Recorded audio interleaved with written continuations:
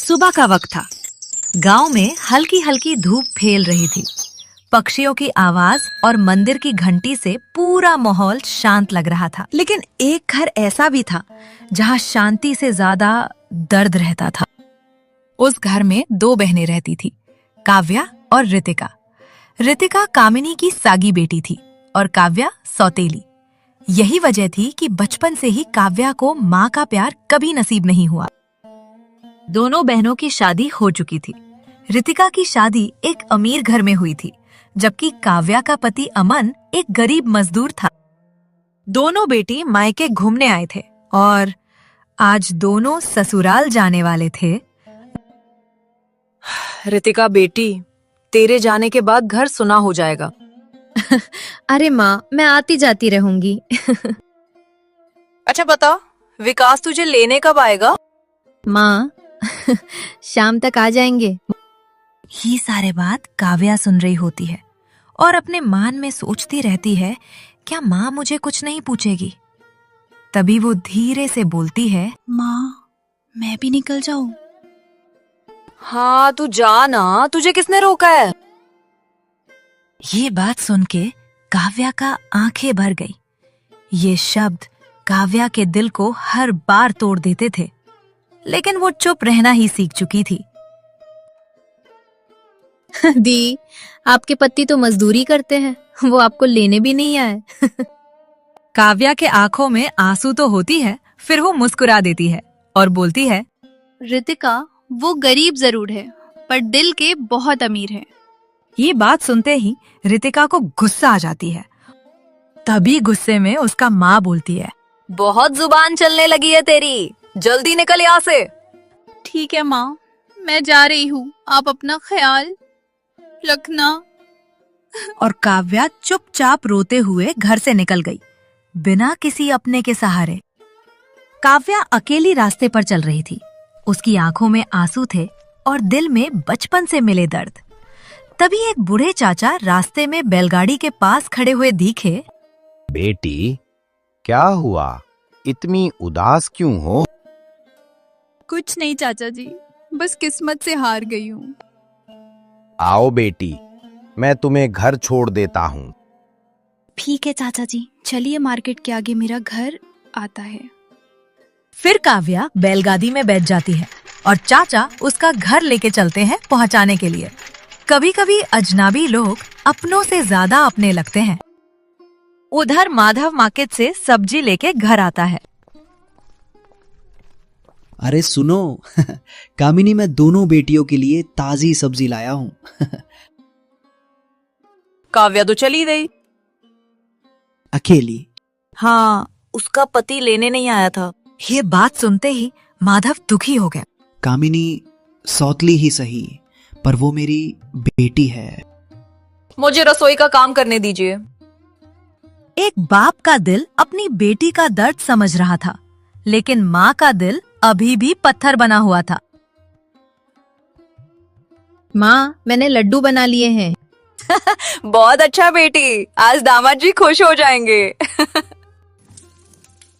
कामिनी के चेहरे पर अपनी सागी बेटी के लिए प्यार साफ दिख रहा था, लेकिन वही प्यार काव्या को कभी नहीं मिला। शाम होते ही विकास कार से घर पहुंच गया।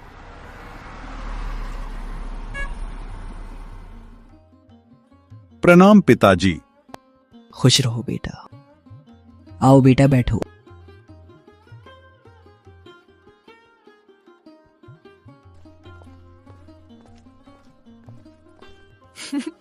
अरे दामाद जी आ गए। माँ जी, रितिका कहाँ है? वो आपके लिए खाना लगा रही है। बेटा, आज आपके लिए बहुत सारा खाना बनाया है। धन्यवाद माँ जी, लेकिन काव्या दी और अमन जी नहीं दिख रहे। ये सुन के ही रितिका इरिटेट हो जाती है और तुरंत आके बोलती है, इस वक्त उनकी बात करने की क्या जरूरत है? विकास को कुछ समझ में नहीं आता। रितिका के दिल में बचपन की जलन अब नफरत बन चुकी थी।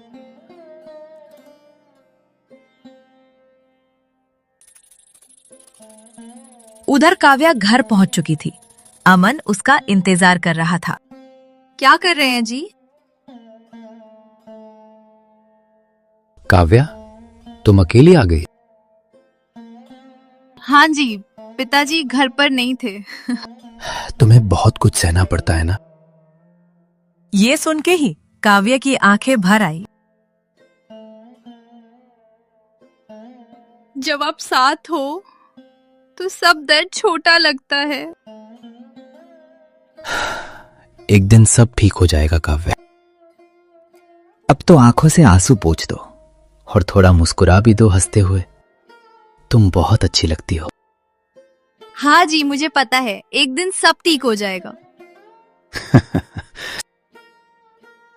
चलिए जी, वैसे बहुत रात हो गई है, खाना खा लेते हैं। हाँ, चलो, वैसे मुझे बहुत भूख लगा है। फिर दोनों साथ में खुशी से खाना खाने लगते हैं।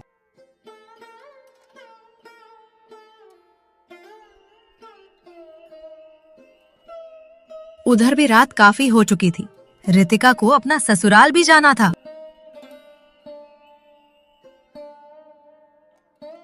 चलो बेटा, अब खाना शुरू करो। काफी रात भी हो रहा है, तुमको घर के लिए निकालना भी है। जी पापा, आप भी खाना शुरू कीजिए।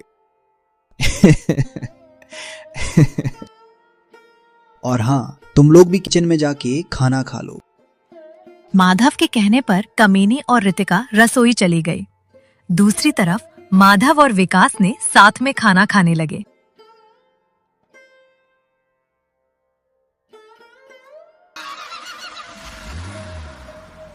कुछ देर बाद विकास और रितिका भी कार से अपने घर के लिए निकल जाते हैं।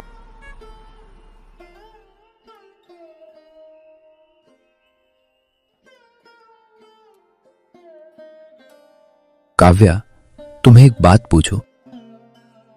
हाँ जी, पूछिए, क्या बात है? काव्या, आज मैं काम की वजह से तुम्हें लेने नहीं आ पाया। कहीं तुम्हें कोई कुछ बोला तो नहीं? नहीं जी, किसी ने कुछ नहीं बोला। वैसे भी आपको पता तो है, माँ जी और रितिका मुझे बचपन से पसंद नहीं करते, क्योंकि मैं उनका सौतेली बेटी हूँ। इस बात पे तुम्हें दुखी नहीं होना चाहिए और ना इस बात को दिल पे लेना चाहिए। कहीं कभी न कभी ऐसा कुछ हो, माँ जी और रितिका तुम्हें अपना ले। पिताजी तो तुम्हें बहुत प्यार करते ही हैं। तुम्हें लेके कभी भेदभाव नहीं किए। अपनी पति अमन की बात सुन के काव्या थोड़ा हैरानी हो जाती है और बोलती है, आजी, आप बोलना क्या चाहते हैं? मुझे तो कुछ समझे नहीं आ रही है। ऐसा क्या हो जाएगा अगर रितिका और माँ जी ने मुझे अपना ले तो? काव्या, तुम कुछ ज्यादा ही सोच रही हो। इतना सोचने की जरूरत नहीं है। तुम देखना, एक दिन सब कुछ ठीक हो ही जाएगा। वैसे तुम कुछ दिन से घर पर नहीं थे, तो घर का सामान खत्म हो गए हैं। कल हम दोनों बाजार जाएंगे और घर का सारा सामान ले आएंगे। हाँ जी, ठीक है। वैसे भी आप दिन भर काम करके आए हैं, थक गए होंगे। काफी रात भी हो गए हैं, चलिए सो जाइए। भले ही सौतेली माँ कामिनी ने काव्या के साथ भेदभाव करते हुए एक गरीब घर के लड़का के साथ शादी करवा दी, लेकिन अमन एक अच्छा लड़का है। गरीबी भरी जीवन में भी दोनों एक दूसरे के साथ बहुत खुश रहते हैं।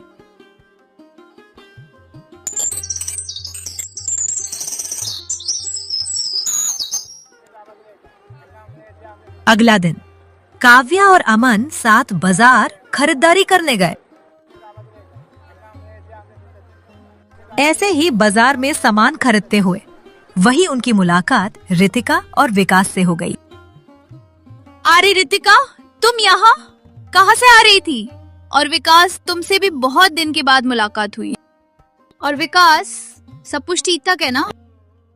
हाँ दीदी, भगवान की कृपा से सब कुछ बढ़िया है। इस तरह अपने पति और अपनी दीदी काव्या से ऐसे बात करते हुए देख रितिका को बहुत गुस्सा आ गया और वो गुस्से में बोली, तुम हमेशा मेरे सामने क्यों आ जाती हो? पता नहीं है क्या, मुझे तुमसे नफरत है। ऊपर से अपने ये गरीब पति को भी साथ ले आए हैं। रितिका का ये बात सुन के काव्या को बहुत दुख हुआ और अमन को अंदर ही अंदर बहुत गुस्सा आया, लेकिन अमन ने गुस्से को जाहिर नहीं होने दिया। रितिका, तुम ऐसे बातें क्यों करती हो? आखिर तुम मेरी बहन हो ना। बेहन? तू कब से मेरी बहन हो गई? और तुझे बोल के कोई फायदा नहीं है। यहाँ बाजार में ऐसे तमाशा खड़ा मत कर, हमको शांति से खरीदारी करने दे। रितिका का ये बात सुन के काव्या को बहुत बुरा लगा और वो कुछ कहे बिना वहां से जाना ठीक समझा।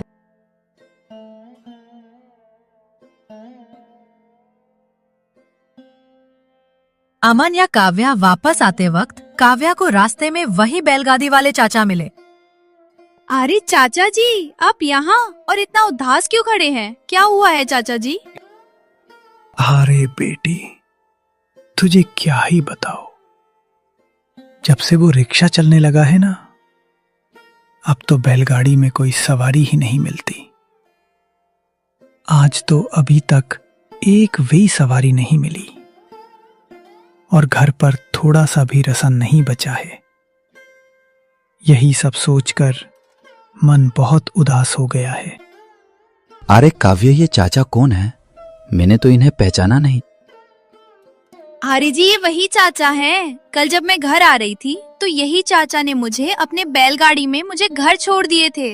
अच्छा काव्या, इनका हालत देख के मुझे बहुत बुरा लग रहा है। क्यों ना हम अपने सामान में से आधा इन्हें दे दे? हाँ जी, आपने तो मेरे दिल की बात कह दी। चाचा जी, क्या आपके पास थैली है? आप हमसे कुछ सामान रख लीजिए। हाँ बेटी, मेरी बैलगाड़ी के अंदर एक थैली हमेशा रहता है। चाचा जी ने ऐसे कहने पर काव्या ने अपने थैली से कुछ सामान निकाला और आदरपूर्वक चाचा जी को दे दिया। ऊपर वाला तुम दोनों को बहुत खुश रखे। तुम दोनों का दिल सच में बहुत बड़ा है। अगर तुम दोनों आज मेरी ये मदद नहीं करते, सैयद, आज मेरे घर में सबको बिना खाए रहना पड़ता है। तुम दोनों को बहुत बहुत धन्यवाद। चाचा जी, धन्यवाद की कोई जरूरत नहीं है, ये हमारा फर्ज है। वैसे चाचा जी, हम चलते हैं, आप अपना ख्याल रखिए। ऐसा कह के ही रितिका और अमन अपने घर के लिए चल पड़ते हैं। जिनके पास खुद काम होता है, अक्सर वही दूसरों को सबसे ज्यादा देते हैं।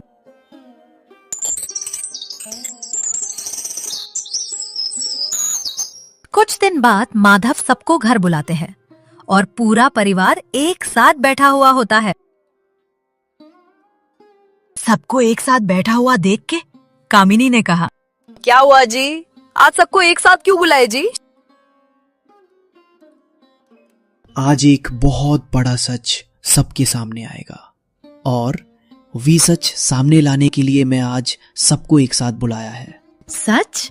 कैसा सच पिताजी? इतना दिन से जिसे तुम गरीब समझते थे, वो गरीब नहीं है। माधव के मुंह से ये बात सुनते ही सब शॉक हो जाते हैं। फिर कामिनी बोलती है, क्या बोल रहे हैं जी? हमें तो कुछ समझ में नहीं आ रही है। तो फिर सुनो, अमन एक बड़े बिजनेसमैन का बेटा है जिसको तुम लोग इतना दिन से गरीब समझ रहे थे। क्या? बिजनेसमैन का बेटा? वो भी ये? हाँ बेटी, अमन एक बड़े बिजनेसमैन का बेटा है। माधव के मुंह से ये बात सुनते ही सब चुप हो जाते हैं।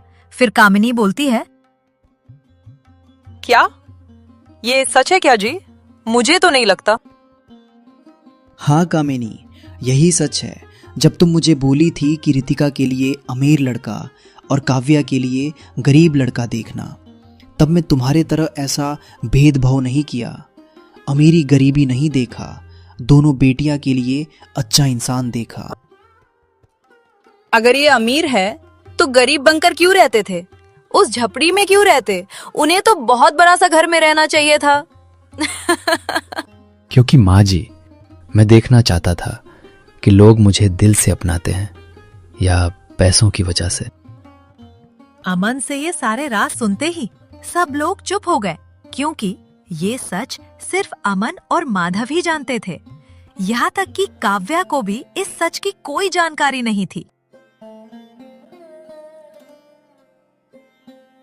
कामिनी और रितिका, अब पता चल गया ना, क्या अमीर और क्या गरीब, तुम दोनों हमेशा यही सब में लगे रहते हो। कभी इंसान को दिल से भी पहचानो।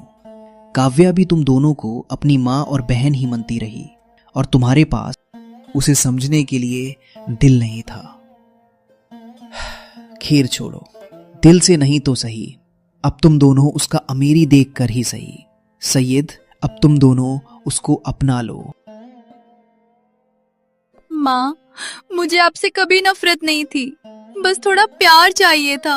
और उस दिन सबको समझ आ गया, असली अमीरी पैसों में नहीं, इंसानियत और अच्छे दिल में होती है।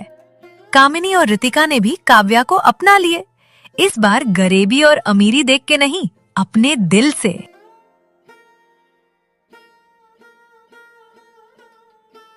कुछ रिश्ते दिल से होते हैं और वहीं सबसे खास होते हैं। अगर आपको हमारी स्टोरी अच्छी लगी हो तो वीडियो को लाइक और चैनल को सब्सक्राइब जरूर करें। आपको कौन सी कैरेक्टर सबसे अच्छी लगी? कमेंट करके जरूर बताएं।